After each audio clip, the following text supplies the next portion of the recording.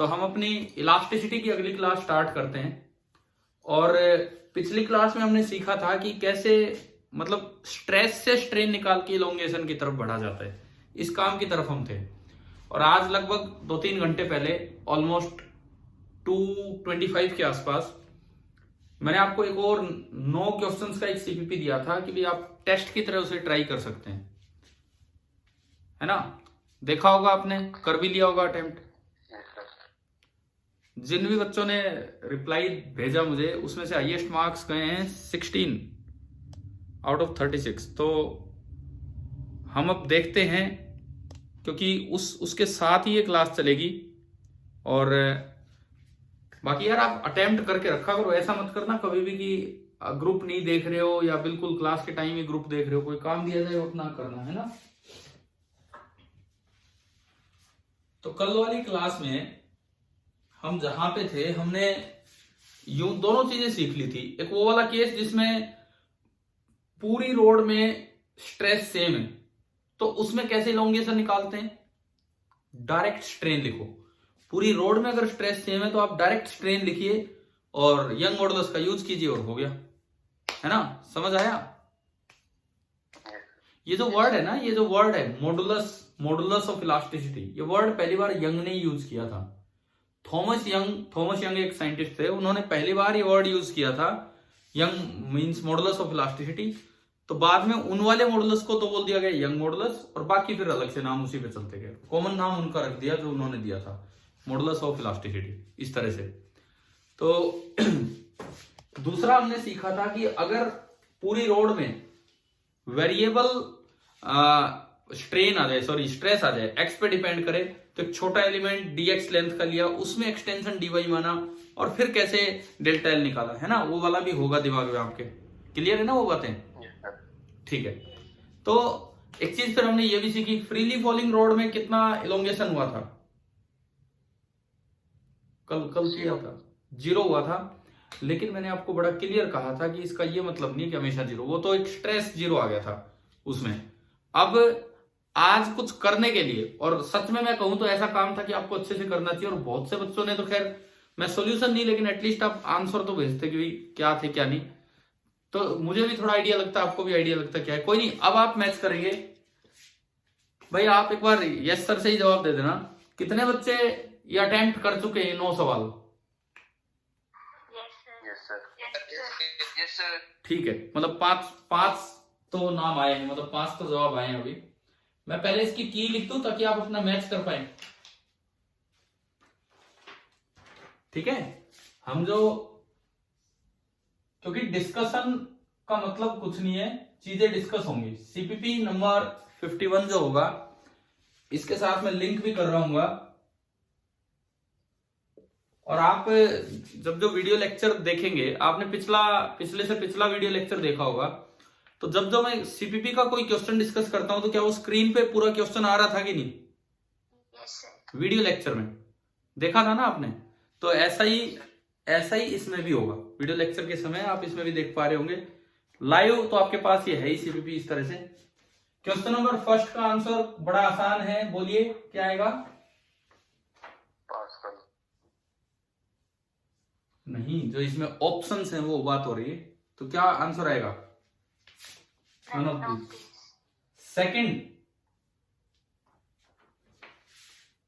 Second का answer मैं लिख देता हूं सी। आया क्या बताओ। कुछ बच्चों को आ गया है, जिन्होंने मेरे को आंसर भेजे उन्होंने सही भेजा है। सेकंड का सी बताओ। आ गया। किस किस का है सी। ठीक है। अब बात आती है थर्ड। स्मूथ सरफेस पे चलाने वाला दिया था, स्मूथ सरफेस पे चलाने वाला, इसका क्या आंसर आएगा। ए बी सी या डी में से क्या आंसर आएगा बोलेंगे। ए। अब वो ए पता है ए क्या है। ए एक दिमाग में एक ऐसी चीज है हमारे कि जब कोई फ्रीली चल रहा है तो उसमें कहीं इलोंगेशन नहीं आएगा। थर्ड का आंसर आएगा डी।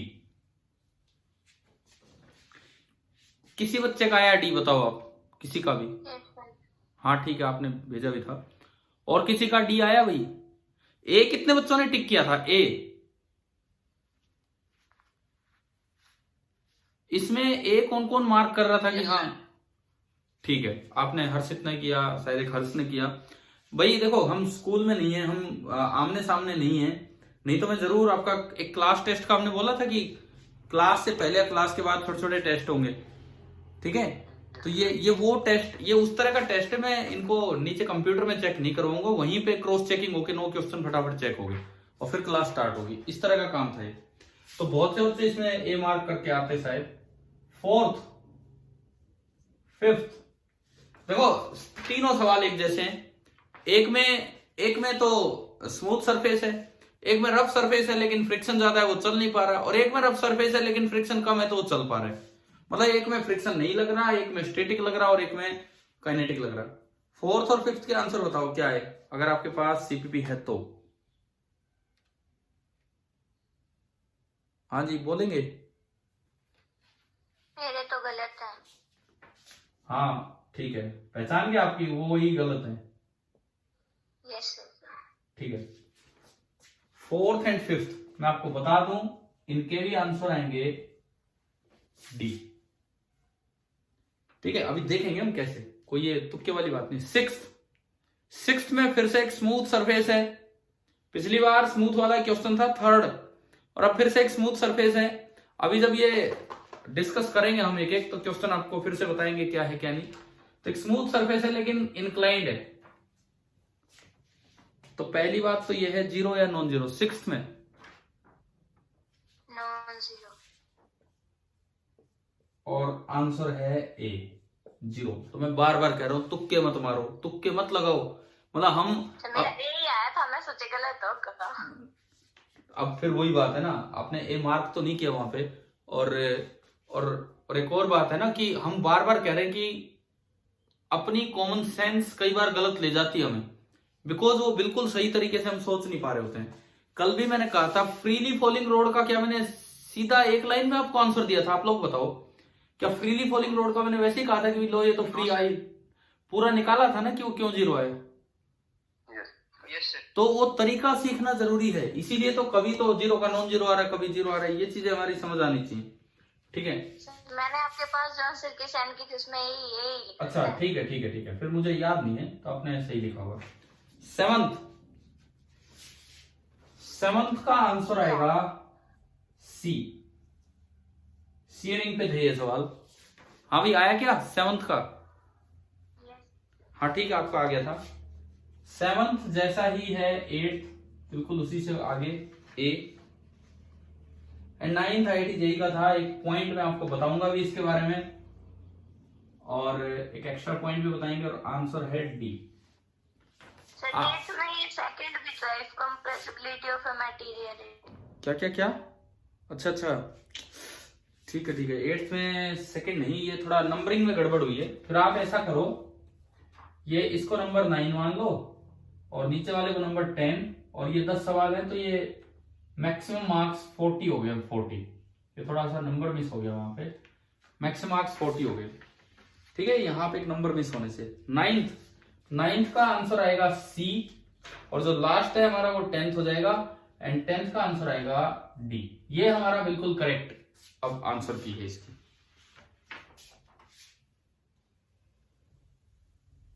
अब आप अपना इसके अकॉर्डिंग हिसाब लगा सकते हैं कि आपके कितने मार्क्स बने हैं। जिसका मैंने भी चेक किया वो भी अपना दोबारा लगा ले हिसाब, क्योंकि ये 10 के अकॉर्डिंग है, वो मैंने 9 के अकॉर्डिंग देख किया था। 10 के अकॉर्डिंग ये है, एक और सही है तो सही। ठीक है, तो आपके 16 और 4 20 हो गए। हाँ जी हर्षित, कितने नंबर बने? 16। और हर्ष यस सर। कितने नंबर बने इसकी के अकॉर्डिंग? 20। चलो ठीक है, ऑलमोस्ट इतने ही मार्क्स हैं जो हाईएस्ट आ रहे हैं। चलिए देखते हैं, हम अपनी क्लास स्टार्ट करते हैं।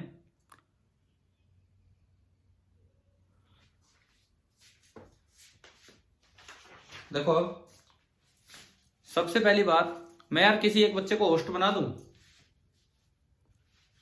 बना कौन कौन कौन बनेगा आप में से कोई? मैं बन जाऊंगा। मैं नाम बोलो। विवेक। विवेक कुमार। Yes sir. विवेक कुमार, फिर लास्ट तक रहना है क्लास में। Okay sir. ठीक है। अभी होस्ट है पूजा, ये होस्ट पूजा दिखा रहा है। Do you want the host the change too? ना ना ना ना ना, अभी तो होस्ट मैं हूँ। हर्ष विवेक कहाँ गया आपका नाम? ये है मेक होस्ट। यस ठीक है विवेक कुमार, आप होस्ट हो गए हो। अब एक तो कोई बच्चा आए देख लेना, एंट्री देनी हो तो। और दूसरी बात, एक बार अटेंडेंस मेरे पास थोड़ी देर बाद भेजोगे, मतलब मेरे पास तो बाद में भेज देना, आप उसकी स्क्रीनशॉट ले लेना। ठीक है सर। ठीक है, चलिए तो आज का लेक्चर हम स्टार्ट करते हैं, अपना इलास्टिसिटी का अगला लेक्चर। और अगर आपने क्वेश्चंस अटेम्प्ट किए तो इनसे ही हम चीजें सीख रहे होंगे कि भाई किस तरह से सवाल होने थे। और हर एक सवाल आपके पास अभी सीपीपी है, बाद में आपकी स्क्रीन पे साथ साथ आता रहेगा जब ये वीडियो लेक्चर आपको दिखेगा, अपलोड होगा उसमें। देखिए, अगर मैं शुरुआत करूं, मुझे पहला और दूसरा इतना बताने की जरूरत नहीं है। फर्स्ट में केवल पूछा है, क्वेश्चन नंबर 1 में पूछा है SI unit of shear modulus. यार कोई सा भी मॉडुलस हो, कोई सा भी मॉडुलस हो, उसकी एसआई यूनिट होगी स्ट्रेस अपॉन स्ट्रेन। स्ट्रेस की यूनिट क्या होती है? न्यूटन पर मीटर स्क्वायर। और स्ट्रेन आपका यूनिटलेस है, तो चाहिए कोई सा भी मॉडुलस हो, न्यूटन पर मीटर स्क्वायर आना चाहिए। और इसके किसी भी ऑप्शन में पर मीटर स्क्वायर नहीं है, मीटर इनवर्स है, मीटर इनवर्स क्यूब है। तो आंसर आ गया नन ऑफ दीज। और आप सही आंसर लिखना भी चाहें तो आपको पता भी हो, न्यूटन मीटर -2 हो जाएगा। ठीक है, और 2 यूनिट्स के बीच में डैश लगाने की भी जरूरत नहीं है, जैसे यहां पे न्यूटन और मीटर के बीच में डैश लगाया मैंने। आप स्पेस छोड़ो, ये लिखना गलत होगा, ये लिखना गलत है, हाँ ये लिखना सही है। पता है ना, ये बातें कभी पहले हम किया करते थे स्टार्टिंग में। न्यूटन मीटर यूं लिखना गलत है, न्यूटन मीटर यूं लिखना सही है। आपको पता है कि नहीं पता है? बताओ ये वाली बात।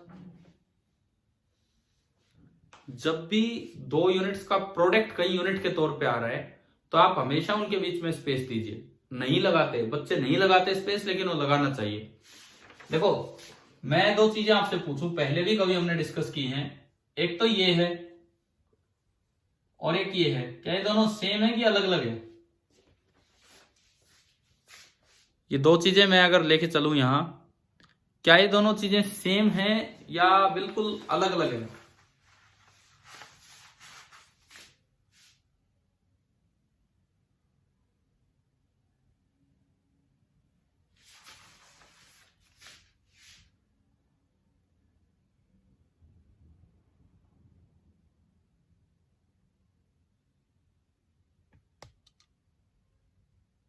क्या हुआ, नेटवर्क गया क्या?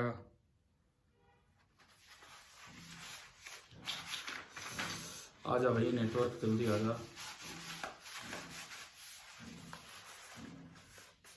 यार। ये दिक्कत हो जाती है इसमें ना, नेटवर्क जाने से लाइव बच्चों को गड़बड़ हो जाती है।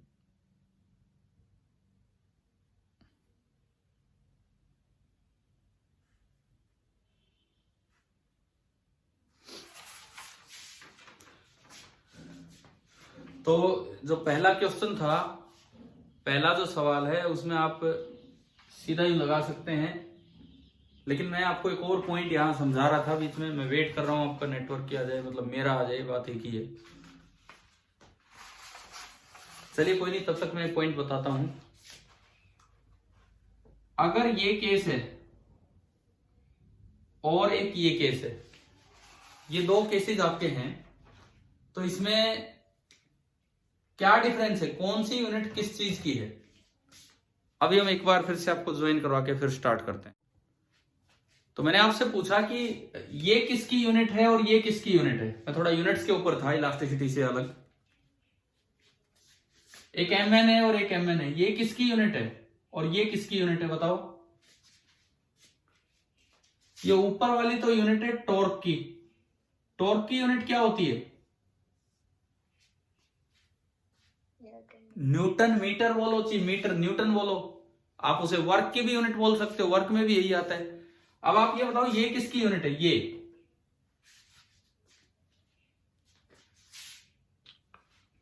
This is the unit of force, this is the unit of force. कैसे भाई बताओ कैसे? अगर दो यूनिट्स के बीच में गैप नहीं है तो ये अलग अलग नहीं है, ये दो यूनिट नहीं है, एक यूनिट है, तो ये प्रीफिक्स है। और स्मॉल एम प्रीफिक्स किस चीज का होता है? सेंटी, मिली, माइक्रो, किसका होता है? स्मॉल एम अगर प्रीफिक्स लगा हो तो प्रीफिक्स तो पता है ना क्या होते हैं जो पहले लगाए जाते हैं? उपसर्ग। तो बताओ ये मिली बन गया ना, ये तो क्या बना? मिली न्यूटन, जबकि ये क्या रीड होगा? Metre Newton. क्या डिफरेंस समझ आ गया यूनिट्स लिखने में? ठीक है, तो चलिए पहला सवाल ठीक है आसान था, लेकिन ये पॉइंट भी आपको पता होना चाहिए तो मैंने आपको बता दिया। अब हम आते हैं अपने दूसरे सवाल पे, और सेकंड क्वेश्चन भी मैंने करवा रखा है पिछली क्लास में, उसको डेंसिटी की टर्म्स में पूछ लिया। यहाँ पे ये बोलता है कि एक रोड है जिसकी मास डेंसिटी है रो, ये एक रोड है जिसकी मास डेंसिटी रो है, और इसकी लेंथ जो है total length that is L, और इसका जो यंग्स मॉडुलस है वो है वाई। शुरू में इसको हॉरिजॉन्टली रखा था, मतलब अपनी नेचुरल लेंथ में थी, अब उसको वर्टिकली सस्पेंड कर दिया, तो उसका खुद का ही मास दे रखा है तो उसकी वजह से ये एक्सटेंड कर जाएगी। अच्छा, इसका वॉल्यूम कितना है? अगर area of cross section A है तो इसका वॉल्यूम कितना होगा? ए इंटू एल है ना, वॉल्यूम होगा ए इंटू एल। तो मास कितना होगा? मास होगा density into volume, rho into ए इंटू एल। अब आपने इसको वर्टिकली सस्पेंड कर दिया, तो आप यूं बताओ कल हमने क्या पढ़ा था, क्या आंसर आया था अगर आप एक रोड को वर्टिकली सस्पेंड करते हैं तो? एम डेल्टा एल की वैल्यू क्या निकल के आई थी? M G L upon Y A या 2y ए? बोलिए। अरे वाई ए तो तब थी जब अलग से नीचे एक ब्लॉक अटैच किया गया एम मास का, ध्यान आ गया ना? मैंने तो ऐसे भी कहा था कि एक दिस इज इक्वल टू कि जैसे m/2 मास एक नीचे अटैच कर दिया, बताया था ना इस तरह से। ठीक है, तो देखो अगर आप क्लास में वो काम करके गए हैं और फिर एग्जाम में एक क्वेश्चन आ जाए तो एक ही काम करना है, बस m की जगह क्या पुट कर देना है? रो ए एल। तो ये आपका होगा रो ए एल, जी एल पहले है, डिवाइडेड बाई 2y ए से गया, और ये आ गया rho G L square by 2y। ये है आपका ऑप्शन सी। क्या समझ आ गया कि नहीं आया बताओ ये वाला क्वेश्चन? Yes sir. ये तो यार होना चाहिए था, अपने आप सही होना चाहिए था। अब देखो तीसरे पे चलते हैं, जहां पे गड़बड़ हो रही है, जहां पे बच्चे सोच रहे हैं कि आंसर 0 आएगा, क्योंकि स्मूथ है, सब कुछ स्मूथ है, लग रहा है कि यार देखते हैं इसमें। A uniform block of mass m, natural length l, area of cross section A and Young's modulus y is placed on a smooth horizontal surface longitudinally. Smooth surface है, बिल्कुल स्मूथ सरफेस है। ये एक रोड रखी है, इसका area of cross section A है, इसकी नेचुरल लेंथ है L चलने से पहले, और स्मूथ सरफेस है। यंग्स मॉडुलस मटेरियल का y है। An external horizontal force F is applied on one of its faces. एक साइड एक horizontal force लगाया F. The elongation produced in the block is.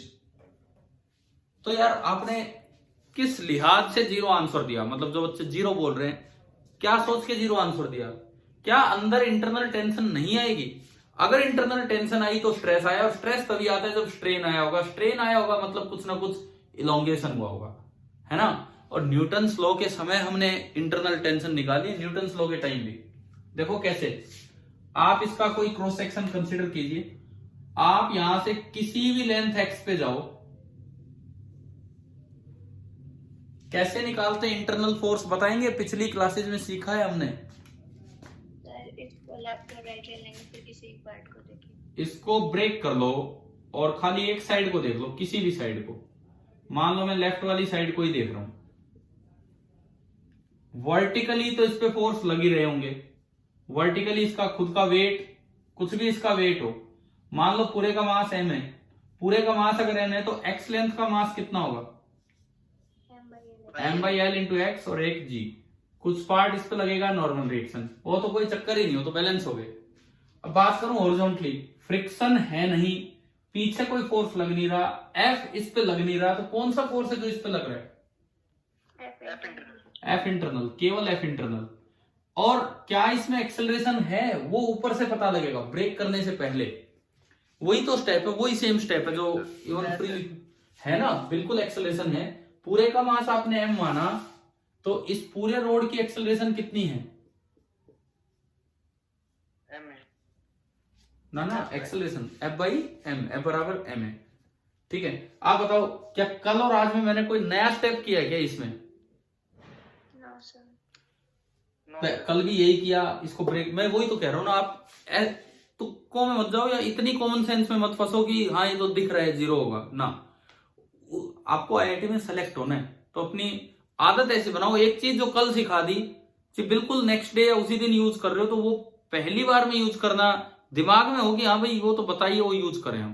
देखो कुछ नया नहीं सिखाऊंगा मैं आज, इस CPP के माध्यम से लगा लो कि हम चीजें सीख रहे हैं, कुछ नया नहीं सिखा रहा।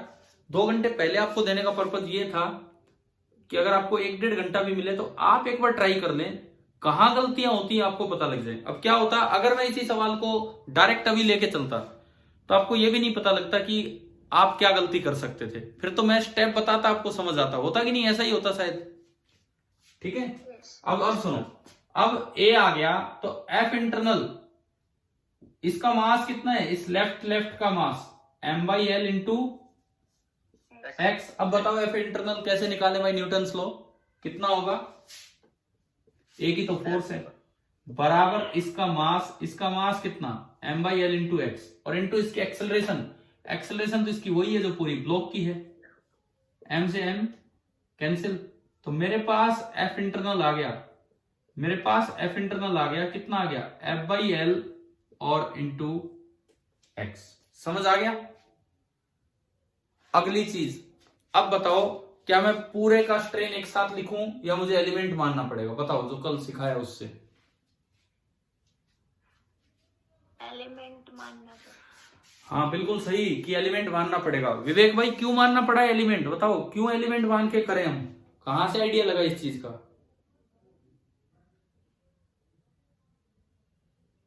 विवेक हो कि नहीं मीटिंग में? क्या कह रहे हो, दोबारा बोलिए।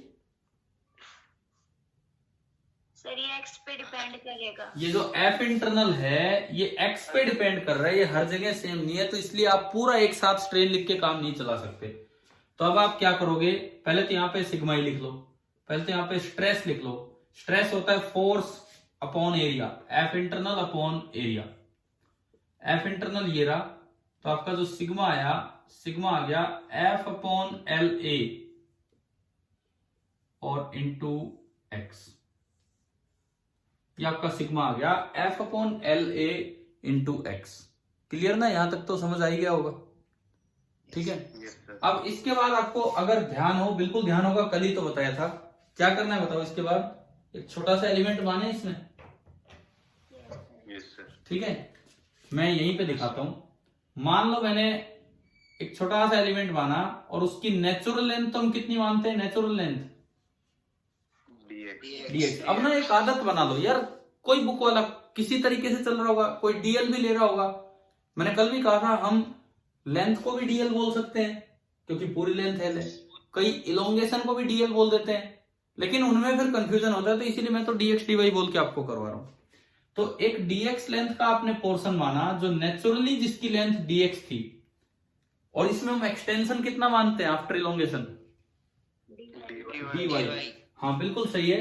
अगर मैं कहूं कि पूरी लेंथ इलोंगेट होके होनी है l प्लस डेल्टा l, पूरी लेंथ इलोंगेट होके होनी है l प्लस डेल्टा l, और ये लेंथ इलोंगेट होके होनी है dx plus dy,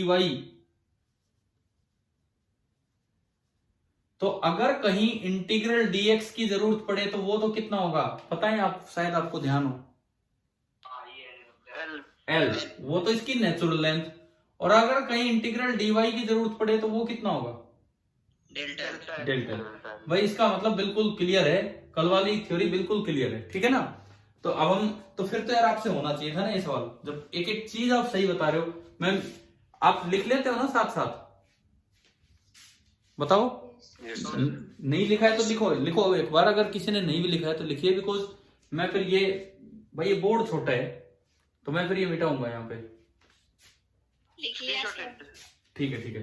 actually board तो बड़े भी हैं, एक रूम ऐसा भी है जिसमें डबल बोर्ड है, पूरा एक टॉपिक का टॉपिक हो जाए, परंतु वहां पे फिर थोड़ी आवाज गूंजती है, इसलिए मैं उस रूम में रिकॉर्ड नहीं कर रहा हूं, दूसरे रूम में रिकॉर्ड कर रहा हूं। अब देखो आप, सिग्मा आपका ये आया, एलिमेंट ये आया, ये तो हो गया यहाँ का। अच्छा यहां स्ट्रेस लिखना है तो हम यही मान सकते हैं, क्योंकि ठीक है ये फोर्स एक्स के साथ चेंज हो रहा था, परंतु ये इतना छोटा है एक्स से जरा सा आगे कि आप इसमें लगभग हर जगह सिग्मा यही मान सकते हो, F by L A into x. अच्छा फिर स्ट्रेन, स्ट्रेन कितना होगा यहाँ, कल भी लिखा था आपने, इस पार्ट में इलोंगेशन, हाँ इस पार्ट में इलोंगेशन अपॉन इस पार्ट की नेचुरल लेंथ, है ना भाई, ये हम सीख चुके पहले। अब इसके बाद आप यंग्स मॉडुलस का यूज करेंगे, Young's modulus is equal to stress upon strain, वहां से स्ट्रेन आएगा सिग्मा अपॉन वाई, और अब मैं वैल्यूज पुट करूं, sigma sorry epsilon strain dy by d x is equal to sigma, sigma कितना है एफ अपॉन एल ए और इंटू एक्स और डिवाइडेड बाई वाई। कल की जैसी इक्वेशन बन गई, समझ आ गया होगा, यस सर। ठीक है। इसके बाद देखो dx आ गया, सॉरी dy आ गया मेरे पास, dy आया f अपॉन एल ए, एक नीचे y भी है, और ये x into d x, integrating both the sides f upon l a y, और कल के जैसा ही बन गया integral x d x. x की लिमिट आपको ध्यान होगा, x उसकी नेचुरल लेंथ वाली चीजें थी तो उसकी लिमिट 0 से l, 0 से l, और इंटीग्रल dy आपने थोड़ी देर पहले ही बताया था कितना होगा, डेल्टा एल, ये हो गया f upon l a y, और ये एक्स स्क्वायर बाई 2, और जब लिमिट पुट करेंगे तो वो बनेगा एल स्क्वायर बाई 2, एक एल से एक एल गया, और ये आ गया एफ एल अपॉन 2 ए वाई, जो कि आपका ऑप्शन नंबर कौन सा है, लास्ट ऑप्शन है, तो थर्ड का आंसर हो गया डी। अब एक बार मुझे बताओ कितने बच्चों ने सही किया था ये वाला क्वेश्चन, आपका सही हुआ था क्या, नहीं क्या स्टेप सही थे, स्ट्रेस स्ट्रेन ये सब, यस सर। ठीक है, क्योंकि ये होना चाहिए था सही, मैंने एक भी तो स्टेप नया नहीं किया, इसीलिए मैंने कल फ्रीली फॉलिंग रोड वाला पूरा पूरा आपको करके दिखाया था कि भाई ढंग से करो, क्योंकि नहीं तो फिर ऐसे गलतियां होती। चले तो आगे बढ़े हम, यस सर। ठीक है, ये आपका हुआ क्वेश्चन नंबर 3। देखिए अब 4th पे आते हैं। अब यार आप करवाओगे, क्योंकि मुझे लगता है जब 3rd नहीं हुआ तो फिर तो 4th भी नहीं हुआ होगा और 5th भी नहीं हुआ होगा, ठीक है, लेकिन अब होंगे, अब होने चाहिए बिल्कुल, ये स्टेप्स दिमाग में रखो। 4th पे चलते हैं। 4th में लिखता है uniform block of mass m, natural length L, area of cross section A, Young's modulus Y is placed on a rough horizontal surface.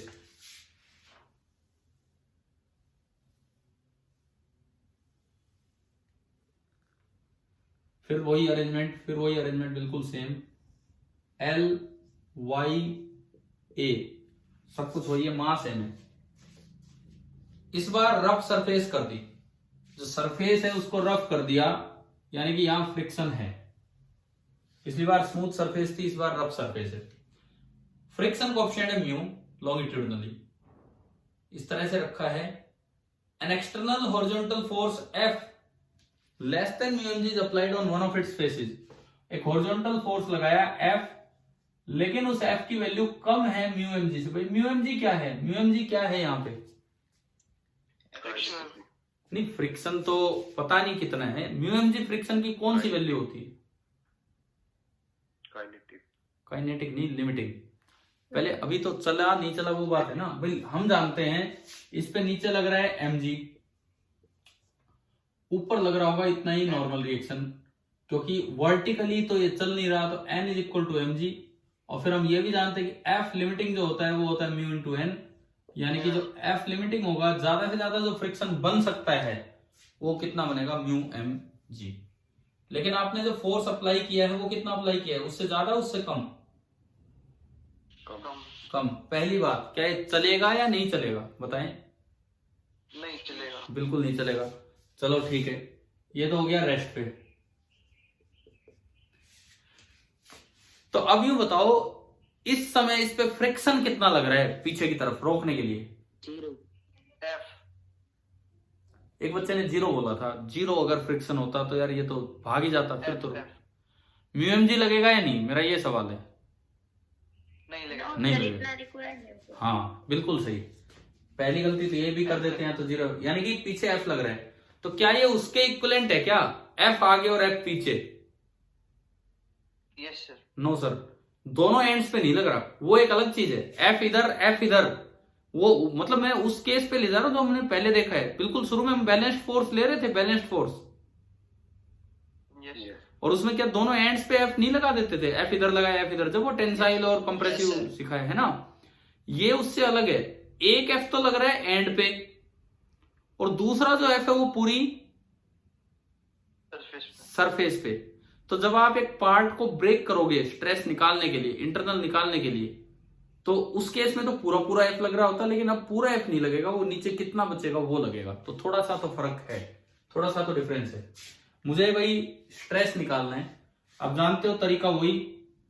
मैं यहां से किधर गया, एक्स लेंथ आगे गए, है ना, ठीक है। लेफ्ट साइड को मैंने ब्रेक किया, मुझसे पहले आप करो ना, मुझसे पहले आप करो यार ये स्टेप। बताओ यहां पे एफ इंटरनल कैसे निकालूं मैं? पूरे की एक्सेलरेशन कितनी है, एक तो ये बता दो। पूरे की एक्सेलरेशन 0, क्योंकि उसकी जरूरत पड़ेगी। पूरे की एक्सेलरेशन है 0, उसकी जरूरत पड़ेगी। अब इस पे कितना फोर्स लग रहा है अभी, हॉरिजॉन्टल, वर्टिकल मत दिखाओ, हॉरिजॉन्टल दिखाओ। हॉरिजॉन्टल कितना लग रहा है? चलो इसका मास कितना है हर बार की तरह? हाँ बोलो बोलो, कुछ जवाब दिया आपने, कितना? हाँ इसका मास तो है m/L/x। अब मैं पूछ रहा था इस पे फ्रिक्शन कितना लग रहा होगा पीछे? अरे म्यू कहां से आ गया फिर दोबारा, कौन सा फ्रिक्शन लग रहा है? जितना एफ होगा। हाँ फिर म्यू क्या करने आ गया? म्यू से दूर जाओ, म्यू का रोल ही तब है जब वो चल पड़े या लिमिटिंग वैल्यू। अभी कौन सा फ्रिक्शन लग रहा है? स्टैटिक। इसमें म्यू का कोई लेना देना ही नहीं है। हम रोलिंग पढ़ के आए, हम रोटेशन पढ़ के आए। रोलिंग के समय कौन सा फ्रिक्शन लगता है? Static friction.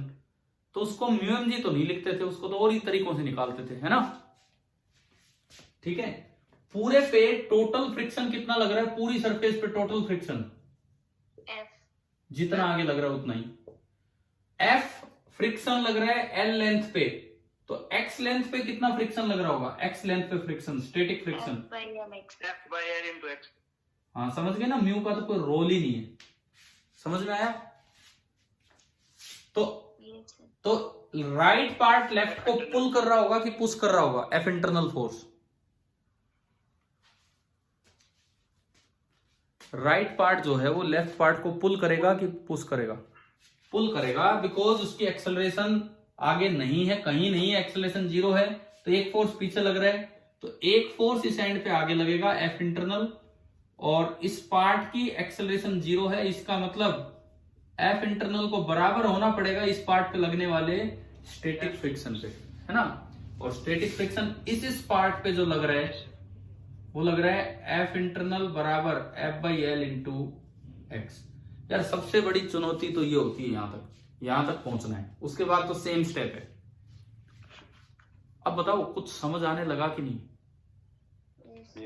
अच्छा, ये कितने बच्चों ने सही किया था ये वाला सवाल? नहीं हुआ ना, किसी का भी सही नहीं हुआ? कोई बात नहीं, कोई बात नहीं। मैं नया कॉन्सेप्ट नहीं सिखा रहा ना, ये मैं सिखा चुका था आपको शायद पहले, उसको अप्लाई कर रहे हैं 2-3 बार दोबारा से, है ना। मतलब ये है कि अब पक्का हो जाए यार। और क्या पर्पज है इसका? और कोई पर्पज ही नहीं है। सीपीपी थोड़ी देर पहले बना के दिया। देखो जो बच्चे अभी क्लास में लाइव हैं, अटेंड कर रहे हैं, कम से कम मैं मान के चल रहा हूं कि उन्होंने सीपीपी अटेम्प्ट किया है।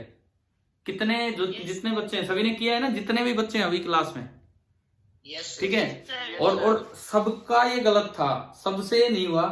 और स्टेप में वो के वो अप्लाई कर रहा हूं, तो अब सीख जाओ कि कैसे ये इलोंगेशन निकालने होते हैं, ठीक है। अब सीख जाओ एटलीस्ट। तो देखो एफ इंटरनल आ गया। अब अगली बात, एलिमेंट मानना पड़ेगा कि डायरेक्ट स्ट्रेन आ सकता है, एलिमेंट मानना क्योंकि ये एक्स पे डिपेंड कर रहे हैं। और यार आगे के स्टेप तो बड़े सेम है, बिल्कुल ही सेम है। आप क्या करो, बिल्कुल सेम है। एक छोटा सा एलिमेंट मानो जिसकी नेचुरल लेंथ कितनी लेंगे, dx, और आफ्टर एक्सटेंशन वो कितना बोलेंगे, dx प्लस dy, है ना। फिर लिखेंगे इस जगह जो स्ट्रेस आया होगा वो, इस जगह जो एफ इंटरनल है वो ये है, एरिया ए है, यानी कि उस एलिमेंट में, वो जो एलिमेंट थोड़ा सा खिंच के dx प्लस dy हुआ है, उस एलिमेंट में जो स्ट्रेस होगा वो इतनी छोटी लेंथ है कि आप हर जगह फोर्स सेम मान सकते हो। तो स्ट्रेस होगा F/L(x) डिवाइड बाई ए, है ना भाई, यही किया था हमने। यस सर, स्ट्रेन क्या लिखा था बोल दीजिए, dy/dx। और आप देखो बिल्कुल सेम आगे। आपको अगर आपने कॉपी में लिख रखा हो तो आप चेक कर सकते हो, पिछले सवाल में भी सिग्मा यही बना था, अगर आपने नोट। तो फाइनली तो वही का वही स्टेप रिपीट होना है, तो आंसर भी सेम आना है। तो इसीलिए उसका जो आंसर था वही इसका आंसर आ गया। तो बताओ भाई समझ आया कि नहीं आया? आगे आगे कर लोगे ना अब अपने आप, ये वाला पूरा आगे क्या था इसमें? Yes sir. ठीक है, तो चलिए एक और सवाल पे चलते हैं, 5वें सवाल पे। 5वें में और इसमें क्या फर्क है? इसमें फोर्स लेस देन mg। 5वें सवाल में क्या कर दिया कि फोर्स थोड़ा सॉरी mg से ज्यादा कर दिया। इट मींस इस बार ये एक्सेलरेशन जीरो नहीं होगा बल्कि होगा। ठीक है, चलो मैं चेंजेस दिखाऊं तो बात बन जाएगी, दोबारा बनाऊं डायग्राम? नो सर, ऐसे ही समझ लोगे ना इसी में। तो देखिए पहला चेंज, ये रेस्ट पे नहीं रहा, ये चलेगा। चलते ही फ्रिक्शन कौन सा हो जाएगा? काइनेटिक। और काइनेटिक का तो यार सीधा लो है। काइनेटिक फ्रिक्शन की क्या वैल्यू होती है? Mu into n. इस बार जो फ्रिक्शन लगेगा एफ काइनेटिक, क्या वो एफ के बराबर होगा? क्या वो एफ के बराबर होगा? बताओ। नो सर, नहीं होगा, क्योंकि नहीं तो फिर ये चल ही नहीं पाएगा। इससे ज्यादा तो लग ही नहीं सकता। और हमने पढ़ा है कि अगर म्यू की ए की वैल्यू दी होती है तो वही तो लिमिटिंग फ्रिक्शन होता है और वही आपका काइनेटिक फ्रिक्शन होता है। अगर म्यू की दो वैल्यू दे हो तो बड़े वाली वैल्यू लिमिटिंग निकालने के काम आती है और छोटी वाली वैल्यू काइनेटिक निकालने का, है ना भाई? क्लियर है शायद ये बात? ठीक है, तो यहां पे जो एफ काइनेटिक लगेगा पूरे पे, पूरी सरफेस पे, कितना लग जाएगा वो? म्यू इंटू एम इंटू जी। चेंज आ गया समझ? ठीक है, अब मुझे बताओ ये आगे जा रहा है तो इसकी एक्सेलरेशन कितनी है? ये पूरा ब्लॉक आगे जा रहा है। आप तो यार अच्छे से बनाना, दोबारा से अच्छे से बनाना, चाहे तो अभी नहीं भी नोट कर रहे तो समझ लो, खुद करना थोड़ी देर बाद की कुछ कॉन्फिडेंस है। बताओ जब ये आगे जाएगा तो इसकी एक्सेलरेशन कितनी होगी? F minus mu mg equal to m में। हाँ, नेट फोर्स आगे की तरफ लग रहा है F minus mu M g equal to m में, तो A कितना आ गया? F minus mu M g upon m, है ना भाई? समझ आ गया सभी को? ठीक है, जो A उसका होगा वही A एक छोटे पार्ट का होगा। मैंने एक लेफ्ट पार्ट लिया, A तो सेम ही रहना है। ठीक है, यस सर। अब इस पार्ट पे फ्रिक्शन कितना लग रहा होगा? इस पार्ट पे, इस x लेंथ पे फ्रिक्शन, पूरी l लेंथ पे फ्रिक्शन कितना है? पूरी l लेंथ पे फ्रिक्शन है कितना? Mu M G. तो यहाँ f नहीं है, mu M G. l length पे mu M G, unit length पे mu M G by L, और x लेंथ पे हो जाएगा इंटू एक्स। तो अब बताओ कि आपको इस पार्ट का काइनेटिक फ्रिक्शन f डैश बोल दूं मैं, और टोटल f के था ये f डैश, कि इस पार्ट का काइनेटिक फ्रिक्शन आ गया समझ कितना लग रहा है? Yes sir. Yes sir. तो कुछ आगे एफ इंटरनल भी लगा होगा क्योंकि एक्सेलरेशन तो आगे है, पूरा सिस्टम आगे जा रहा है ना। अब न्यूटन्स लॉ से न्यूटन लॉ से अब इस बार फोर्स बैलेंस नहीं करने, इस बार न्यूटन लॉ लगा के फोर्स आएगा इंटरनल। क्या इक्वेशन बनेगी यहाँ पे, क्या इक्वेशन बनेगी, आगे की तरफ फोर्स है F internal, F minus F kinetic equal to M. वो काइनेटिक पूरा नहीं जितना इस पार्ट पे है, mu M G by L into X बराबर, बोलो आगे बोलो कितना करूंगे, M by L into X. A M into A, इसका मास ये है एम बाई एल इंटू, ये एम यार स्मॉल ही ले रहा हूं मैं हर जगह, इसका मास है M by L into X, ये तो मास है, और साथ में ए कितना है, क्या है क्या हमारे पास ए, ये से निकाला था। माइनस में वो देखो F ऊपर minus लिखा mu हुआ, mg upon M. हाँ वो जो ए है वो है f minus mu M g upon m, एक एम से एक एम गया। आप मुझे यहां से एफ इंटरनल बताओ कितना आ रहा है,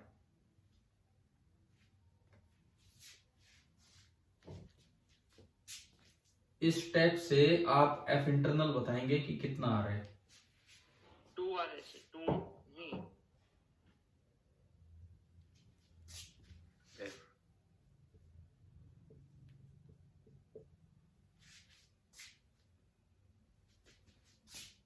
देखो इस साइड की मैं अगर बात करूं, इधर की तरफ, अपॉन है इधर की मैं अगर बात करूं तो एक टर्म तो बचेगी f by L into x, minus एक टर्म बनेगी mu M g into x by l. क्या ये सेम टर्म इधर है कि नहीं, यस तो ये तो इससे कैंसिल हो जाएगी, कितना आ गया एफ एक्स बाई एल आ गया। अब मुझे बताओ क्या बिल्कुल सेम वही आ रहा है क्या जो पिछले दो सवालों में आ रहा है एफ इंटरनल, यस सर लेकिन चांस की बात है आ रहा है बस बाई चांस सेम, हम किसी में भी ऐसा नहीं हो रहा कि इक्वेशन सेम बन रही, किसी में फोर्स बैलेंस हुए, किसी में एक्सेलरेशन निकल के आया, किसी में फ्रिक्शन ही नहीं था तब भी ऐसा आ गया, लेकिन हर बार एफ इंटरनल यही आ गया, एक्स पे डिपेंड कर रहा है। तो अगला स्टेप आपके दिमाग में आ गया होगा क्या करना है हमें, एलिमेंट मान वो एलिमेंट बना dx से ये हुआ, सब कुछ सेम तो आंसर भी सेम आएगा, तो इसीलिए इसका भी आंसर वही दिया जो ऊपर वालों का। समझ आ गया, ठीक है। मतलब अगर आप ये चीज भी सीख गए हो तो यार एक बड़ी अच्छी सी चीज है ये, बिकॉज इनमें ही कंफ्यूज हुए रहते हैं ना बच्चे अक्सर। क्लियर हो गया ना कैसे निकालना है ये एक्सटेंशन इलोंगेशन ये सब, ठीक है। और एक बड़ी बात फिर अब ये ध्यान रखो, फ्री रोड को छोड़ा उसमें जीरो आ गया, रटना नहीं हमें, बिकॉज वो तो ठीक है क्वेश्चन किया हुआ है कभी आ जाए डायरेक्ट टिक कर देंगे, लेकिन ऐसे नहीं रटने कोई फ्री सा हमें लगे तो जीरो। क्या तीसरे सवाल में ऐसा ही नहीं था, वो फ्री है फ्रिक्शन भी नहीं है चल रहे, तब भी उसमें क्या आ गया था कुछ इलोंगेशन, इलोंगेशन है ना, एक्सटेंशन आ गया था। अब देखो थोड़ा सा इस चीज में आपको फिर से हमारी कॉमन सेंस को कंफ्यूज करने के लिए था सवाल नंबर 6। सवाल नंबर 6 में मैंने फिर से स्मूथ सरफेस ली, लेकिन कैसी सरफेस ली है वो ध्यान है क्या आपको, या मैं पढ़ के बताऊं, इंक्लाइन प्लेन, स्मूथ नहीं सॉरी कौन सी ली है, रफ, स्मूथ भी नहीं ली, रफ इंक्लाइन ली, रफ इंक्लाइन प्लेन, हाँ रफ इंक्लाइन प्लेन। और आंसर मैं आपको बता चुका, उसका आंसर कितना है, जीरो। मतलब स्मूथ सरफेस पे जहां हम जीरो सोचते हैं क्वेश्चन नंबर 3 में, वहां तो इलोंगेशन नॉन जीरो आ रहा है। रफ सरफेस पे जहां हम सोचते हैं कि ना भाई फ्रिक्शन है तो अपोजिशन होगा, इलोंगेट करेगा, वहां पे आंसर क्या आ रहा है, जीरो। तो बताओ क्या ऐसे लॉजिक कोई भी बनते हैं डायरेक्ट हम कर पाए इन सवालों को, समझ गए हो ना। स्मूथ वाले में नॉन जीरो आंसर आ रहा है और रफ वाले में जीरो आंसर आ रहा है। तो अब हम चलते हैं अपने सवाल नंबर 6 पे, और देखो मैं फिर से कोई नया काम नहीं करूंगा, वही स्टेप्स हैं लेकिन आप करेंगे, आप ही बताएंगे, आप जो बताएंगे मैं उस तरह से बनाऊंगा। सवाल नंबर 6 इसमें लिखता है कि एक इलास्टिक मेटल रोड है, मास m है, नेचुरल लेंथ है, एरिया ऑफ क्रॉस सेक्शन है, Young's modulus y is placed on a rough inclined surface, friction coefficient mu and angle of inclination theta longitudinally, मतलब उस पे रोड को खड़ा नहीं किया है, वो रोड इसके ऊपर लॉन्गिट्यूडिनली यूं रख दी गई है, ये एंगल है थीटा, और यहां पे कोई ये रोड यूं छोड़ दी इस तरह से, ठीक है। It start sliding. अच्छा तो दिया है it start sliding, it means क्या फ्रिक्शन सफिशिएंट है रोकने के लिए? नहीं। देखो आपको ध्यान हो, नीचे की तरफ लाने वाला फोर्स हुआ करता था कौन? mg sin theta. इधर कंपोनेंट आता था mg cos थीटा, ऊपर नॉर्मल इधर, और ये चल पड़ेगा तो रोकने के लिए इधर लगेगा फ्रिक्शन, और अब चल पड़ा तो कौन सा फ्रिक्शन है वो? Kinetic friction. ठीक है, और काइनेटिक फ्रिक्शन की वैल्यू होती है म्यू इंटू एन, और एन आपका है mg cos theta. Kinetic friction कितना हो गया? Mu mg cos theta. एक टर्म हमने कभी पढ़ी थी, एंगल ऑफ रिपोज। तो ये जो एंगल है थीटा, ये एंगल ऑफ रिपोज से कम है कि ज्यादा है? स्लाइड कर रहे हैं, स्लाइड। ये फिलहाल बोला है कि स्लाइड कर रहा है, तो ये जो एंगल ऑफ इंक्लिनेशन है ये इनका एंगल ऑफ रिपोज से कम है कि ज्यादा है? ज्यादा है, बिकॉज कम होता तो स्लाइड ही नहीं करता। एंगल ऑफ रिपोज का मतलब ही था एंगल ऑफ स्लाइडिंग, कि भाई वहां जाके स्लाइडिंग स्टार्ट हो जाएगी, है ना? ये आपका होता था। आप बताओ कि यहां तक समझ आ गया? Yes sir. ठीक है, अब देखो चल पड़ा है, ठीक है भाई चल पड़ा, क्या करना है आप बताओ? पहला स्टेप क्या करें? वही स्टेप, बिल्कुल सेम स्टेप। पहला स्टेप क्या करें? n इक्वल टू m, है ना, वो हो गया n इक्वल टू, ये तो मैंने यहां रख ही दिया, ये तो मैंने यहां रख ही दिया, पुट ही कर दिया। आप बताओ पहला स्टेप हम क्या करें? एक्सेलरेशन निकाल। पहले तो एक्सेलरेशन निकालो, पूरे की इकट्ठी एक्सेलरेशन। नीचे आ रहा है ये, लिखवा ही दो आप, एक स्टेप में लिखवा दो एक्सेलरेशन। लाने वाला नेट फोर्स कितना है अलोंग द प्लेन? लाने वाला net force mg sin theta. बस बस बस। तो यार देखो सही बोलो, ऐसे तो फिर कई गलतियां हो जाएंगी। 4 ऑप्शन इसीलिए तो है, कोई ये भूले कोई ये भूले, सबको आंसर मिले। mg sin theta minus mu mg cos। हाँ, उसको आप इक्वेट करोगे m में से, तो m नीचे आया, m से m कटा, तो आप बताओ क्या? पहला स्टेप बिना ब्रेक किए a निकालना आ गया आपको, यस सर। है ना? उसके बाद अगला स्टेप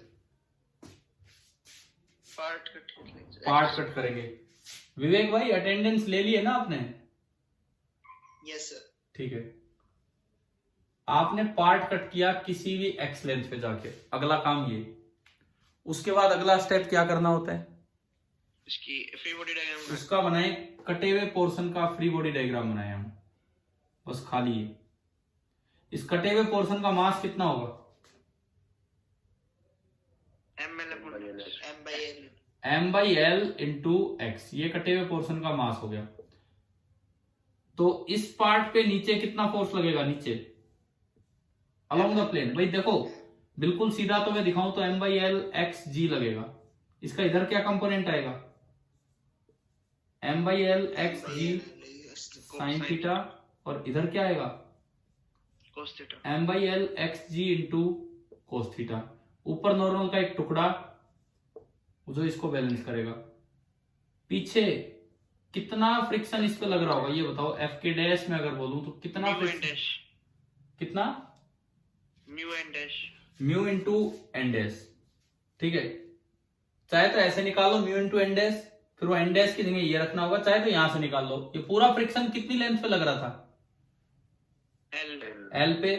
तो पूरा फ्रिक्शन एल पे, तो यूनिट लेंथ पे लगेगा mu mg cos theta by L, और एक्स लेंथ पे कितना लगेगा? Into L into x. हाँ, यही यहां से आता थी। आप म्यू इंटू एन डैश करो, उससे भी यही वैल्यू पुट करनी थी, यही आता। चलो ठीक है, और कौन सा फोर्स? क्या एफबीडी कंप्लीट हो गया या और भी? हाँ, कभी उसको मत भूल जाना, वो निकालने के लिए ही तो सारा काम चल रहा है। तो भाई ये आपका हुआ एफ इंटरनल। और एक्सेलरेशन कितना है इसका? जी साइन थीटा ये जी sine theta minus mu g cos theta, वो मैंने दिखा दिया एक्सेलरेशन ए। अब बताओ क्या करें? एफ इंटरनल कैसे निकालें? अब यहां से इक्वेशन बनाएंगे न्यूटन्स लॉ नीचे की तरफ। अब ढंग से बोलना, देखो भूल मत जाना। बोलिए क्या इक्वेशन बनाऊं नीचे की तरफ?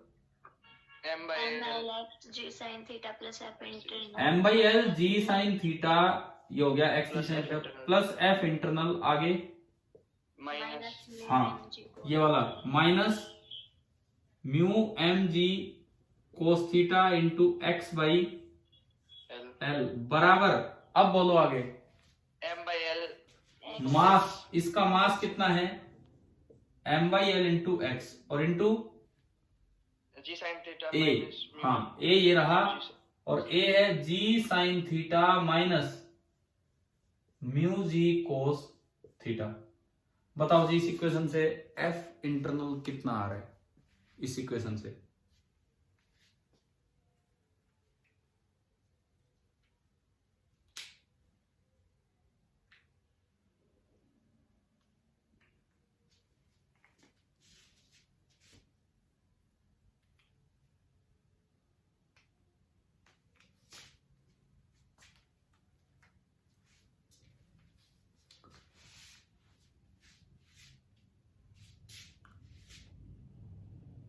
जीरो आ रहा है। हाँ बिल्कुल कट गया है सब कुछ। M by L X G sine theta से पहली टर्म बनेगी M by L X G sine theta और minus mu M G L cos theta into X, ये भी दूसरी टर्म बन जाएगी। तो अगर आप यहां से देखते हैं तो एफ इंटरनल की वैल्यू कितनी आएगी? जीरो। कट जाएगा ना जीरो। एफ इंटरनल जीरो मतलब कोई स्ट्रेस ही नहीं आया। स्ट्रेस तो स्ट्रेन आने के बाद आता है, स्ट्रेस नहीं आया तो मतलब स्ट्रेन नहीं आया। ये तो वही हो गया जो फ्री फॉल वाला था, यस सर, है ना। और स्ट्रेन ही नहीं आया तो कोई इलोंगेशन ही नहीं होगा, तो आंसर आ गया जीरो। आप बताओ ये वाला सवाल भी समझ आ गया? अब आप एक देखो मैंने किस सीक्वेंस में आपके लिए सवाल डाले थे, किस सीक्वेंस में अरेंज किए थे। एक ही चीज 5 बार अप्लाई कर दी, 4 बार अप्लाई कर दी, एक ही चीज 4 बार अप्लाई कर दी और उसमें सेम कॉन्सेप्ट लग रहा है। बार बार मैं पहले एक्सेलरेशन निकाल रहा हूं फिर ब्रेक करके एफ इंटरनल, तो क्या अब तो ये बात याद हो जाएगी ना? Yes sir. Excuse me sir. हाँ जी बोलिए। चलिए आप स्ट्रेस नहीं है यार, लेकिन क्या स्ट्रेन तो हो सकता है ना। ना, आप बढ़ा लो ना इस काम को आगे। एफ इंटरनल कितना आ गया? जीरो आ गया। एफ इंटरनल जीरो आ गया, यानी कि सिग्मा कितना आ गया? Sigma zero. जीरो। क्या वो एक्स पे डिपेंड कर रहा है या हर जगह जीरो आ गया? जीरो। अगर हर जगह जीरो आ गया तो अब आप स्ट्रेन लिख लो। स्ट्रेन होगा पूरे में इकट्ठा लिखो, delta L by L. Yes sir. ठीक है, अब देखो मैं इसके अंदर लिखता हूं यंग्स मॉडुलस बराबर स्ट्रेस अपॉन स्ट्रेन। तो यहां से स्ट्रेन कितना होगा? Sigma upon Y. जीरो। अब ये तो जीरो और ये non zero, zero upon non zero क्या होता है? जीरो। जीरो। और अगर स्ट्रेन जीरो आ गया तो delta L by L zero आ गया, तो वहां से डेल्टा एल भी कितना आ गया? जीरो आ गया। बताओ समझ आया? Yes sir. हाँ जी हर्ष बताओ, क्लियर हुआ जो आपने पूछा था अभी सवाल? हर्ष आपने पूछा था नहीं?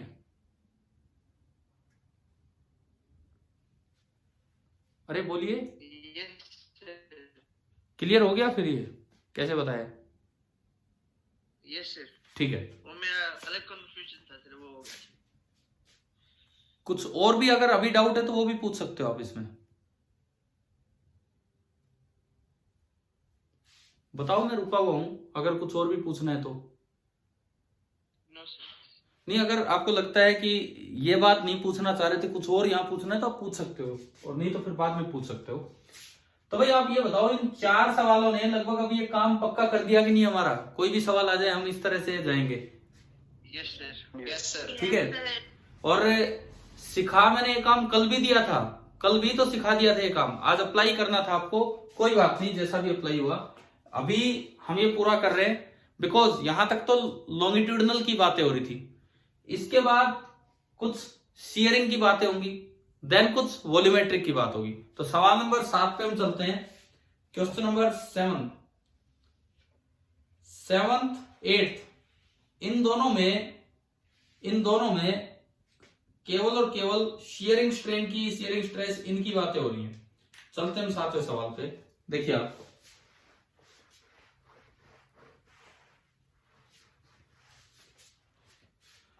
क्वेश्चन नंबर 7 में लिखता है A rubber cube of side length 5 centimetre.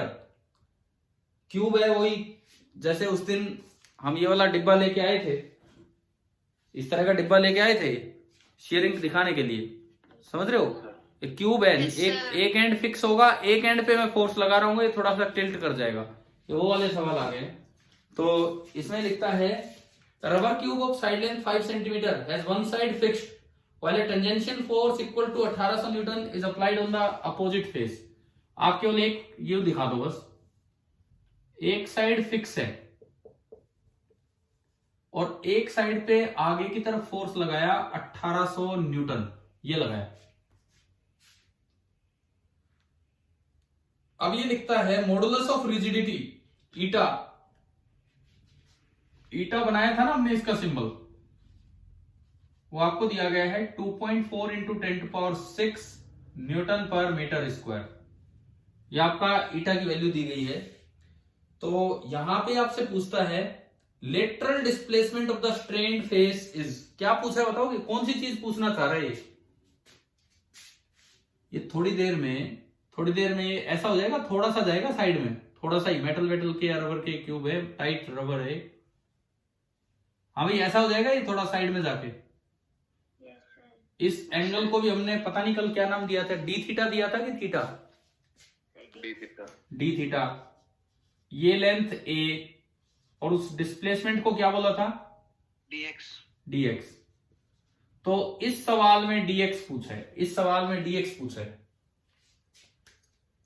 अब आप उल्टा चलो, आप स्ट्रेस से स्ट्रेन की तरफ जाओ, जैसे इलोंगेशन निकालते थे। आप स्ट्रेस निकाल लाओ, फिर मॉडुलस दे रखा है, उससे स्ट्रेन आ जाएगा और उससे फिर ये सवाल हो जाएंगे। स्ट्रेस कैसे निकालूं मैं? स्ट्रेस निकालने के लिए सबसे पहले वही काम, बिल्कुल वही काम, कईयों ने अगर कर भी दिया हो तो पता नहीं पूरा सही भी गए कि नहीं, वैसे ही भाई हो सकता हो गया हो। स्ट्रेस अभी तक हम कैसे निकाल रहे थे पीछे लॉन्गिट्यूडिनल वाले में? सबसे पहले निकालो एक्सेलरेशन। अगर लोअर एंड फिक्स है तो एक्सेलरेशन कितना होगा ब्लॉक का? 0।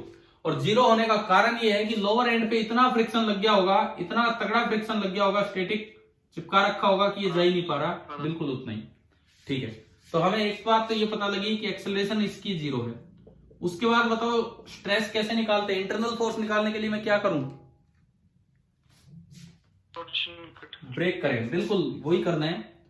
आप क्या करो, आप बीच में कोई एक पार्ट ले लो, ये अपर पार्ट और ये लोअर पार्ट, किसी भी हाइट एच पे, किसी भी हाइट एच पे। अब अगर एफ इंटरनल जो आए वो एच पे डिपेंड करे तो भाई आपको एलिमेंट मानना पड़ेगा, डिपेंड ना करे तो सीधा लिख देंगे, है ना? तो आपने क्या किया, लोअर का जैसे डायग्राम, क्या वर्टिकल पार्ट भी कर सकते यूं ना सियरिंग का वर्ड क्या होता है? टेंजेंशियल। यानी कि कोई इंटरनल फोर्स बना होगा वो टेंजेंशियल बना होगा उसके पैरेलल, जैसे आप लगा रहे हैं उसके पैरेलल, वो निकालना है मुझे, ठीक है? वर्टिकली भी तो लगेगा इंटरनल फोर्स, उसको साथ ले जाने के लिए। सुनो, आता मैं आपके पॉइंट पे भी आ रहा हूं। मैंने क्या किया, अभी देखो ये इस तरह से था, थोड़ा सा डिस्प्लेसमेंट हुआ वो तो बात की बात है, स्ट्रेन आने के बाद। पहले मैं इस समय देखता हूं, इस पे एक 1800 न्यूटन फोर्स आगे लग रहा है, एक 1800 न्यूटन फोर्स फ्रिक्शन लग रहा होगा ग्राउंड का पीछे, क्योंकि ये फिक्स है। वर्टिकली तो कोई डिस्टरबेंस है ही नहीं, वर्टिकली भाई कुछ भी इसका वेट है वो नीचे लग रहा है और उतना ही ऊपर क्या लग रहा है? Normal reaction. आप जो फोर्स लगा रहे हो वो कैसे लगा रहे हो? चलाने के लिए हॉरिजॉन्टली लगा रहे हो ना, तो आप क्या वर्टिकल इक्विलिब्रियम को डिस्टर्ब कर रहे हो? इस क्यूब के वर्टिकल इक्विलिब्रियम को आप डिस्टर्ब कर रहे हो क्या? नो सर, नहीं कर रहे हो, तो वर्टिकली किसी इंटरनल फोर्स की जरूरत पड़ेगी नहीं, बिकॉज एन और एम जी बराबर रहेंगे। अब क्या होगा, आप इसको ब्रेक कर लो बीच से, आप इसको ब्रेक कर लो बीच से, एक अपर पार्ट और एक लोअर पार्ट। आपको ध्यान हो पीछे इतने सवाल किए, हर बार हम इलोंगेट होने से पहले किसी एक्स पे जाके ब्रेक करते थे, फिर देखते थे कि वो एक्स पे डिपेंडेंट है कि नहीं, अगर है तो फिर एक एलिमेंट मानते थे, नहीं है तो पूरा इकट्ठा लिखते थे। ये करते आए अभी तक? Yes sir. तो वही काम यहाँ करो, इलोंगेट होने से पहले आप ब्रेक कर लो। इस तरह का सिचुएशन मानो, और आपने मान लो लोअर पार्ट का एफबीडी बना लिया, लोअर पार्ट का एफबीडी। अब चाहो तो अपर का भी बना सकते हो, क्योंकि लोअर पार्ट फिक्स है और ऊपर आपने 1800 आगे लगाया, तो लोअर पे फ्रिक्शन लग रहा होगा 1800, तो एफ एक्सटर्नल तो इस पे लग रहा है 1800 न्यूटन। अब अपर पे देखते तो ऊपर वाला दिखता। और एक्सेलरेशन कितनी है पूरे डब्बे की? 0। तो एक्सेलरेशन इसकी भी 0 होगी। मास इसका कुछ भी हो, मैंने m' बोल दिया, एक्सेलरेशन अगर इसकी 0 है तो ऊपर वाले पार्ट ने इस पार्ट पे टेंजेंशियली इधर की तरफ एक इंटरनल फोर्स लगाया होगा ताकि ये ना चले। और कितना लगाया होगा? जितना ये है, कितना लगाया होगा? 1800। यार देखो, स्टेप ढंग से रखो।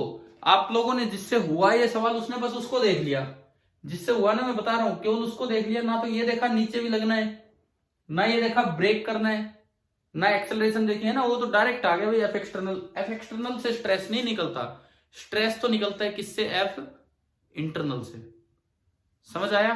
अब ये बताओ, क्या ये एक्स पे, एच पे, क्या ये हाइट पे डिपेंडेंट आ रहा है कि आपने कहा ये ब्रेक किया है? नहीं आया। तो आप पूरे में इकट्ठा सिग्मा लिख सकते हो। Stress F internal upon area, इसका जो भी एरिया ऑफ क्रॉस सेक्शन है, ये क्यूब है, क्यूब आपको दे रखा है, तो ए बाई ए इसका कितना होगा? कितनी लेंथ है इस क्यूब की? 5 सेंटीमीटर। तो सिग्मा होगा 1800 Newton upon area 5 centimetre into 5 centimetre. आप बताओ क्या सिग्मा एक साथ देखना आ गया? हाँ जी बोलिए, है ना? इसके बाद अब आपको अलग से कोई एलिमेंट मानने की तो जरूरत है ही नहीं। अब आप सीधा चलो, कौन सा मॉडुलस इस डायग्राम में, कौन सा मॉडुलस काम आता है? कौन सा मॉडुलस काम आता है? मॉडुलस ऑफ रिजिडिटी, है ना, ईटा। और बल्क मॉडुलस कहां से आ गया? शियरिंग में बल्क मॉडुलस कहां से आ गया? Sharing modulus. शियरिंग मॉडुलस, जिसको मॉडुलस ऑफ रिजिडिटी बोलते हो, ईटा। इसका फॉर्मूला होगा shearing stress, tangential stress upon tangential strain, है ना भाई? समझ आया? तो हर बार की तरह हम उसी स्टेप पे जा रहे हैं। पहले सिग्मा निकाला, फिर बल्क मॉडुलस या यंग मॉडुलस या मॉडुलस ऑफ रिजिडिटी का यूज किया, स्ट्रेन आएगा, फिर उससे इलोंगेशन या जो भी डिफॉर्मेशन है वो आएगी। तो देखो अब आप यहां से टेंजेंशियल स्ट्रेन, शियरिंग स्ट्रेन या शियर आ गया सिग्मा टी अपॉन ईटा। समझ आया ना? जो अभी हम कर रहे थे उसमें वाई से डिवाइड कर रहे थे, ईटा से डिवाइड करना पड़ेगा। ठीक है? अब मेरे पास स्ट्रेन आ गया, सिग्मा कितना है? 1800 अपॉन, अच्छा इसको लिख ही लेते ढंग से, 5 into 10 to power -2, 5 into 10 to power -2, ऐसा यूनिट में कन्वर्ट किया तो ये हो गया 25 इंटू 10 इज पावर -4, है ना भाई? समझ आ रहा है? और डिवाइड बाई ईटा, ईटा ये बोर्ड पे लिखा हुआ है, ईटा में यहां मल्टीप्लाई भी कर दूं तो ईटा है 2.4 इंटू 10 इज पावर 6। ये आपका स्ट्रेन आ गया, ये आपका शियर आ गया, शियरिंग स्ट्रेन आ गया।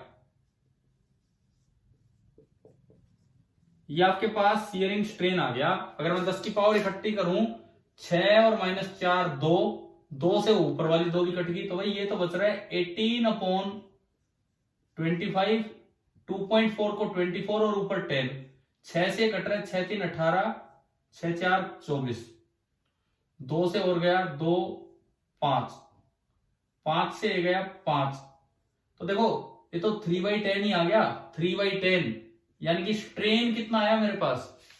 0.3। यूनिट क्या होगी इसकी? यूनिट क्या होगी? यूनिटलेस होगा ये वैसे तो, यूनिटलेस। एंगल में बताओ तो रेडियन।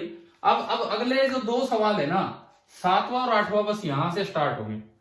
मैंने शियरिंग स्ट्रेन लिखने के 2 तरीके बताए थे कल या परसों, जब भी। देखो शियरिंग स्ट्रेन लिखने के 2 तरीके थे। एक तो था इसका डिस्प्लेसमेंट कितना हुआ डिवाइडेड बाई ये वाला सेपरेशन, फिक्स और चलने वाले एंड के बीच का, बताया था मैं ये वाला, है ना? या फिर दूसरा तरीका इसका क्या था, बोलेंगे? दूसरा तरीका डी थीटा। तो आपसे एक सवाल में तो ये पूछा है और अगले सवाल में ये पूछा है। तो देखो dx पूछा है आपसे क्वेश्चन नंबर 6 में, क्वेश्चन नंबर 6 में आपसे dx पूछा है, तो कितना आ गया dx, a से मल्टीप्लाई कर दो, Yes, sir.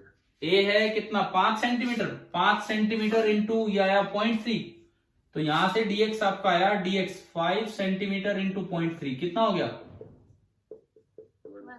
1.5 सेंटीमीटर। और उससे अगले क्वेश्चन में पूछता है कि shearing strain produced in radian, radian में पूछा है, तो रेडियन मतलब ये एंगल पूछना चाह रहे थे, तो यार डायरेक्ट इतना है, और ई टी की वैल्यू 0.3 थी, तो डी थीटा आपका कितना आ गया 0.3 रेडियन। अब आप बताओ जो आपने वो पॉइंट पढ़ा था, क्या इन दो सवालों के थ्रू वो क्लियर हो गया है कि नहीं? तो यार एक चीज मैंने आपको बोला भी था उस दिन अपने नोट्स में जहां वो टॉपिक है शियरिंग स्ट्रेन वाला, उसके साथ ही मेंशन कर दो सीपीपी 51 क्वेश्चन नंबर 7 and 8। क्या समझ आ गया? Yes, sir sir. उसके साथ ही कर लिया It's ये। ठीक है, हाँ उसके साथ कर दिए, बहुत अच्छी बात है। ठीक है, क्वेश्चन नंबर 9, ये नंबर डाल लेना आप, ये जिपमर टेस्ट में आया था। चलो कोई नहीं, अभी मैं आ रहा हूं इस चीज पे। क्वेश्चन नंबर 9 जो है उस पर आता हूं। अब यहां पे एक वर्ड यूज किया कंप्रेसिबिलिटी। देखो इसका मतलब ये किस पे जा रहा है, कौन से मॉडुलस पे जा रहा है ये वाला सवाल? bulk model. हाँ बल्क पे, क्योंकि कंप्रेसिबिलिटी वाला रेसिपी, तो मतलब एक सीक्वेंस है इस सीपीपी में, एक सीक्वेंस है। शुरू के 3 से लेके कुछ अगले 4 सवाल थे यंग मॉडुलस पे, फिर 2 सवाल आए रिजिडिटी वाले पे, और अगले दोनों सवाल बल्क पे हैं। तो अब सवाल नंबर सेकंड लास्ट पे है कंप्रेसिबिलिटी, जिसको हम नाम देते थे के, उसकी वैल्यू दी है 4 × 10⁻⁵ पर एटीएम। एटीएम मतलब atmosphere is a unit of pressure, क्योंकि न्यूटन पर मीटर स्क्वायर प्रेशर की यूनिट होती है, तो इसीलिए उसको इस तरह पर क्यों लगाए, पर इसका मतलब है एटमॉस्फेयर इनवर्स। तो यहां से तो मेरे पास बल्क मॉडुलस आ गया। बल्क मॉडुलस क्या होता है 1/k, 1/K. तो ये आपका बना 1/4 × 10⁻⁵। अब इसकी यूनिट बताओ क्या लिखूं मैं उसके हिसाब से? Only atmosphere, only atmosphere. ठीक है ना, ये बल्क मॉडुलस है। अच्छा, फिर ये लिखता है प्रेशर, जिस जगह इस मटेरियल को रखा गया वहां प्रेशर है 100 एटमॉस्फेयर। जहां भी इसको रखा गया आपको दिया गया है कि वहां जो प्रेशर है दैट इज 100 एटमॉस्फेयर। ठीक है, क्या कल मैंने वॉल्यूमेट्रिक स्ट्रेन पढ़ाया था, परसों पढ़ाया हो, वॉल्यूमेट्रिक स्ट्रेस स्ट्रेन ये सब? तो आपको ध्यान हो सिग्मा वॉल्यूमेट्रिक तो प्रेशर के ही बराबर आया था। Yes, sir. तो यानी कि ये तो कितना हो गया 100 एटमॉस्फेयर। करना ही कुछ नहीं पड़ा, डायरेक्ट स्ट्रेस आ गया। आपको एक चीज समझ आ रही है, हर सवाल में पहले स्ट्रेस निकाल के फिर इलोंगेशन की तरफ आ रहे हैं, फिर डिफॉर्मेशन की तरफ आ रहे हैं। तो इस सवाल में तो डायरेक्ट ही स्ट्रेस आ गया। स्ट्रेस कितना आ गया आपका 100 एटमॉस्फेयर। ठीक है, अब देखो वॉल्यूम, ओरिजिनल वॉल्यूम जो था जब ये बाहर का ही नेचुरल वॉल्यूम जो था इसका, वो दिया है 100 सेंटीमीटर क्यूब। लेकिन अब तो इसका वॉल्यूम कुछ दब गया होगा, V + ΔV, मतलब ये चेंज हो गया होगा। पढ़ाया था ना आपको, ये कुछ दबा होगा, कुछ कम हुआ है ना। तो ये पूछ रहे हैं कि ΔV चेंज कितना होगा। अच्छा, चारों ऑप्शन पॉजिटिव है, तो मतलब ये मोड पूछ रहा है, उसका मोड ही पूछ रहे हैं। तो भाई पहले तो आपने निकाला सिग्मा, फिर बल्क मॉडुलस का मतलब होता है volumetric stress upon volumetric strain. Strain.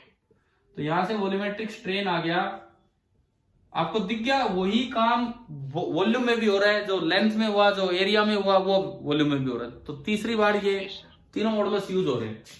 Sigma volumetric ये तो इसके ही बराबर है 100 ATM ना क्या लिखा है मैंने, अपॉन P लिख दिया, अपॉन B आएगा।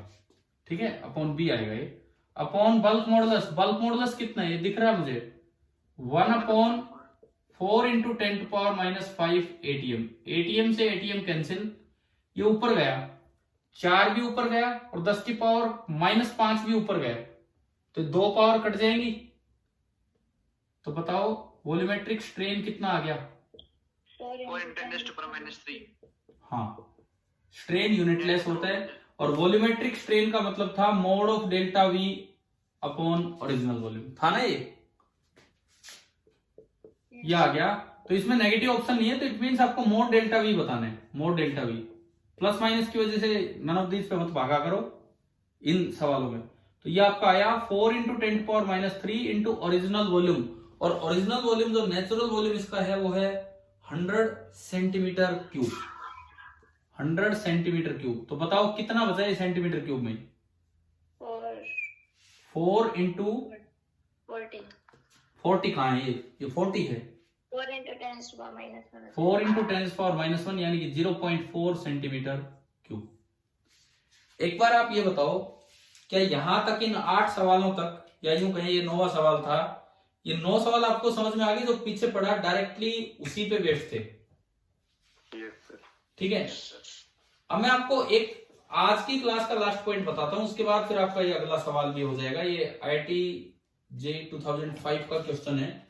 ये जो अगला आपको लास्ट जो क्वेश्चन दिया गया है इसमें आपके पेपर में 9 सवाल, आप चाहो तो इसके साथ मेंशन कर सकते हो। देखो जो आपका 7वां सवाल है, 7वां, वो मैंने NCERT सोल्ड एग्जाम्पल 9.4 से दिया था। सेम नहीं दिया, सिमिलर है उसके जैसा, थोड़ा चेंज करके। 7th क्वेश्चन जो है वो NCERT एक्सरसाइज का एग्जाम्पल 9.4 है चैप्टर का। जो आपका 9th क्वेश्चन है जो अभी हमने डिस्कस कर लिया, वो जिपमर एक पेपर होता था, पता है अब तो कॉमन कर दिया, लेकिन पहले जिपमर नाम से एक पेपर होता था MBBS वालों का, ठीक है। नहीं पता हो तो कोई नहीं, उसमें एंट्रेंस में आया था 2018 में। और अभी जो 9वां सवाल है ये आपका IIT JEE 2005 का क्वेश्चन है। तो इसके लिए एक चीज, बस एक एक्स्ट्रा पॉइंट आपको पता होना चाहिए।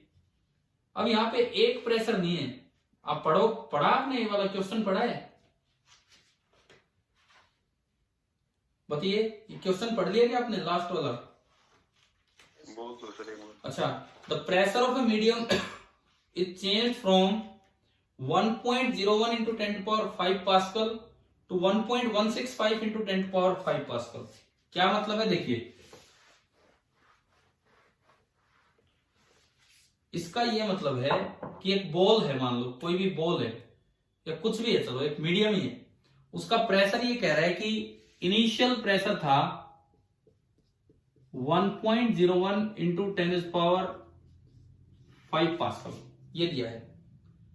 और अब इस मीडियम का जो प्रेशर हो गया P फाइनल, वो आपका हो गया है 1.165 into 10⁵ pascal.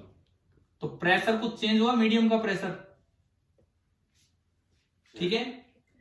And change in volume is 10%, और उस मीडियम का जो वॉल्यूम चेंज है, वॉल्यूम चेंज वो हुआ 10%। देखो कीपिंग टेम्परेचर कांस्टेंट ये दिया है। तो आपने केमिस्ट्री में एक चीज पढ़ी है कि अगर T कांस्टेंट है तो volume is inversely proportional to pressure, पढ़ा है ना ये? यस। इसका मतलब अगर प्रेशर बढ़ा होगा तो वॉल्यूम क्या हुआ होगा? कम। ये देखो यहाँ प्रेशर बढ़ा है, यहाँ प्रेशर बढ़ा है, इसका मतलब बदले में इसका वॉल्यूम क्या हुआ होगा? थोड़ा सा कम हुआ होगा। 10% ज्यादा नहीं हुआ, बल्कि 10% कम हो गया। कम। समझ आया? यहां तक समझ आ गया ये वाला पॉइंट, ठीक है। Yes, sir. अब देखो, अब अगर मैं इस मीडियम को दिखाऊं, ये कोई भी एक मीडियम था, जैसे बॉल ही एक मीडियम है, ये बॉल अपने आप में एक मीडियम है। तो ये जो बॉल है किसी भी मटेरियल की बनी हो, ये अपने आप में एक मीडियम है। पहले मान लो इस बॉल का वॉल्यूम था V, और पहले यहां पे इसके पास जो प्रेशर था वो था 1.01 इंटू 10⁵ पास्कल। आपने इसको कहीं डाल दिया, आपने इसको किसी लिक्विड में डाल दिया, इस बॉल को किसी लिक्विड में डाल दिया, तो वॉल्यूम क्या हुआ होगा? थोड़ा कम। पहले केवल एटमॉस्फेरिक प्रेशर था, पहले केवल एटमॉस्फेरिक प्रेशर था बार बार का। अब लिक्विड के अंदर जाने पे थोड़ा प्रेशर बढ़ जाता है, ρgh बढ़ता है। ये हम फ्लूइड मैकेनिक्स में पढ़ेंगे, हो सकता है 9th में कहीं पढ़ा हो आपने। थोड़ा प्रेशर बढ़ा, और P फाइनल कितना हो गया?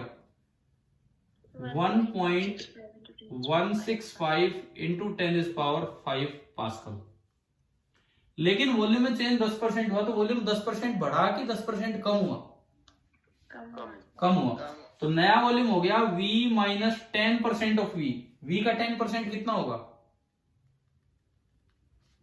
V का 10%, 10/100 इंटू V कितना हो गया? V/10। V का 10% मतलब कितना हो गया? 9V/10। आ रहा है, समझ आ गया यहां तक? ठीक है। अब आपको ये बताना है कि इस मीडियम का बल्क मॉडुलस कितना है, ये बताना है। तो इस क्वेश्चन को यहां देने का पर्पज ये था कि मोस्टली वॉल्यूमेट्रिक स्ट्रेस जब आप लिखते हैं तो प्रेशर ना लेके चेंज इन प्रेशर लिया जाता है।